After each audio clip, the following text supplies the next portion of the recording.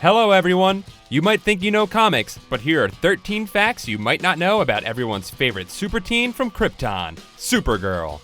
Supergirl was first introduced in Action Comics number 252 in 1959, in a story called The Supergirl from Krypton, by writer Otto Bender and artist Al Plastino. Bender had previously had success creating a young superheroine when he introduced Mary Marvel, the sister of Fawcett Publications' Captain Marvel, in the pages of Captain Marvel Adventures in 1942. Prior to the official introduction of Supergirl in 1959, DC tested the waters for the idea of a female counterpart to Superman in a number of stories, including one in which Jimmy Olsen wishes a Supergirl into existence with a magical statue. However, when she receives a lethal dose of kryptonite radiation while saving Superman from a meteor, she forces Jimmy to wish her back out of existence. The reaction to this story proved strong enough to merit a new, permanent Supergirl. The original Supergirl is Kara Zor-El, Superman's cousin from Argo City on Krypton. Argo was the only city to survive the explosion of Krypton and had floated off into space. However, its inhabitants are eventually poisoned by a barrage of kryptonite meteors. And so, Zor-El rockets his teen daughter off to Earth where she can be raised by her cousin, Superman. Superman greets his cousin warmly, but worries that she is too inexperienced with her newfound powers to be revealed to the world. And so she would help her cousin in secret, disguising herself as Linda Lee, an orphan at Midvale Orphanage. She hid her identity not with glasses as her cousin did, but with a mousy brown wig, and she would change into her costume in a fake tree. When she was eventually adopted by the Danvers family, Superman decided she was mature enough to be revealed to the public.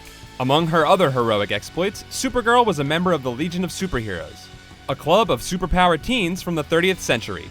She would travel to the future, often with Superboy, her cousin from when she was still a teen. You know, time travel shenanigans. As a member of the Legion, Supergirl met one of her best-known love interests, Brainiac 5, the heroic descendant of one of Superman's greatest foes. Other Supergirl boyfriends include a young merman named Jero and a boring old human named Dick, a name that was really popular in the 40s for some reason. Supergirl's most notorious love interest, however, was probably her pet horse, Comet, though, to be fair, she didn't know it was her horse. Comet was originally a centaur from ancient Greece who was accidentally changed into a full-on horse when he saved the mythological sorceress Circe from a rival sorcerer. To help make up for the accident, Circe blessed him with superpowers and immortality. After Supergirl rescued Comet from space prison, he discovered that he could turn fully human whenever a certain comet passed by the Earth. In these times, he took the identity of Bronco Bill Starr, a famous rodeo trick rider, who Supergirl had a crush on, not knowing he was really her pet horse. Supergirl's other, perhaps less controversial pet was Streaky, an orange cat. When Supergirl was experimenting on green kryptonite in an attempt to counter its effects, she accidentally created a new substance that she called X-Kryptonite. When exposed to the rays of this substance, Streaky gained cat-sized versions of Supergirl's powers and became Streaky the Super Cat. When DC Comics decided to reboot the continuity of their universe in the mid-1980s, one of the major changes was that Superman would be the last surviving member of the Kryptonian race. This meant no more Krypto the Superdog, no Beppo the Super Monkey, and no Supergirl. In the 7th issue of the Crisis on Infinite Earth miniseries, Kara sacrifices herself to save Superman and is subsequently erased from the timeline.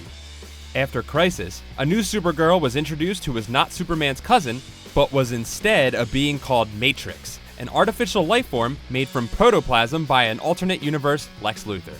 She had the powers of super strength and flight like Superman, but also had the powers of psychokinesis, shapeshifting, and invisibility. The Matrix Supergirl eventually sacrificed her life to save a dying girl named Linda Danvers, a name that took inspiration from the original Supergirl's civilian identity. The two were merged body and soul into an angel. The new angelic Supergirl is able to grow fiery wings and teleport in addition to many of the traditional Kryptonian powers. For a brief time in the early 2000s, a new Supergirl appeared, calling herself Zor-El, and claiming to be the daughter of Superman and Lois Lane from the future. When it was revealed that she was actually a young homeless girl named Mia who had Kryptonian DNA grafted to her by Brainiac as part of a scheme to take over the world with a nanobot-laced coffee, she threw herself into a time portal to erase herself from history. Finally, a new version of Kara Zor-El was introduced in 2004, where once again Supergirl is Superman's cousin, but with a tweak to her history. Now, she was originally a teen when Superman was a baby, but due to her being stuck in suspended animation on her trip to Earth, Superman is nearly twice her age when she arrives. Following the popularity of the Superman film franchise of the 70s and 80s, a spin-off Supergirl film starring Helen Slater was released in 1984.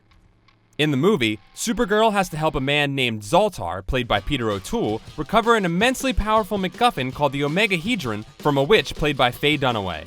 It made history when it swept literally every category in the 1984 Oscars.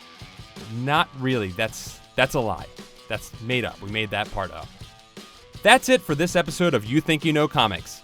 Be sure to subscribe for more great comic facts, like Comics Alliance on Facebook, follow Comics Alliance on Twitter, and get the latest comics news on comicsalliance.com.